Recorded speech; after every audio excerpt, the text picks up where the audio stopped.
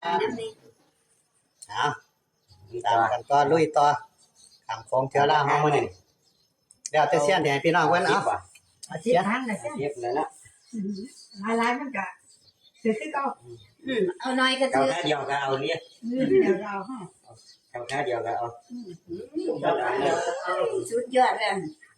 นั่นเป็นตื่นน้ำเพิ่นก็ได้บนล่างนี่แหละไปหัดต้องจะสูงบนหมดละ ปานนั้นบ่ เงี้ย แม่น ก็ ดีด้วยหาเจ้านี่แสดงว่าหมู่บ้านถล่มทลาย 30จองนี่เด้ถล่มทลายตัวนี้รางวัลที่1ประเทศลาวบ้านจับตามตัวบ่เขา นี่ผู้ใดฮอดรางวัลที่1บ่หมู่บ้าน บ่ห้วยญาติยุ่นแล้วไม่จับเปียกเลย บ่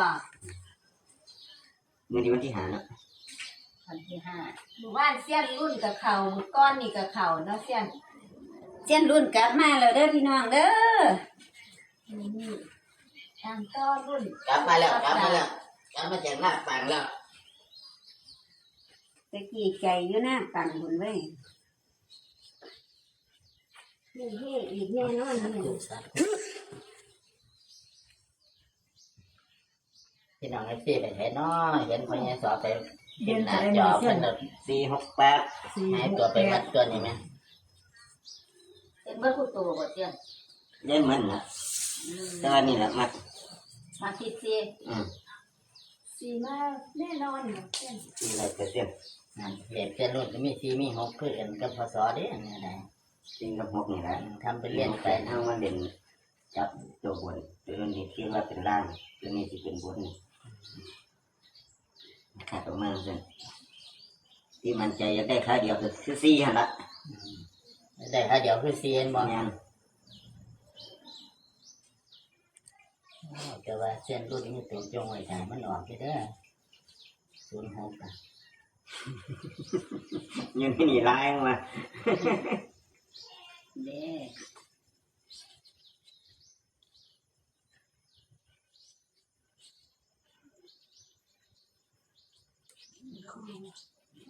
อีกเลยนี่เราปล่อยเดี๋ยว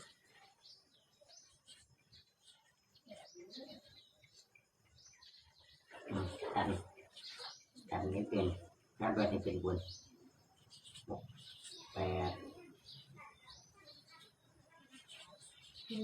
ต้นกับบุญบวกนางที่เราเชี่ย 3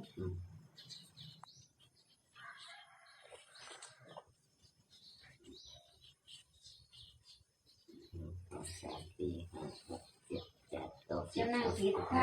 นี่ของข่อยนี่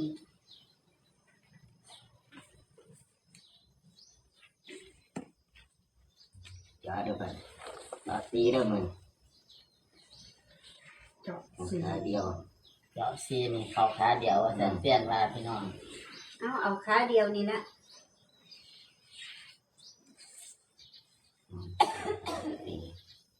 5 6 สีบ่เอา เอาจ่าตีเขาไปเขียนในพันเดินเลยอย่างนั้นนี่เด็ดสิทำไมติดจอบนน้ำนี่เปิดน้ำ ร่างเจาะ4ว่าซั่น จอบบนนี่เปิดน้ำ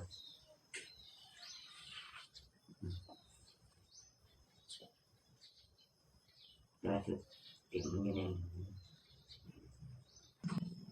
มันใจจักเปอร์เซ็นต์ก็เสียน 99 ว้าย เอาเบิ้ล 99 ขาดอยู่เปอร์เซ็นต์เดียวพี่น้อง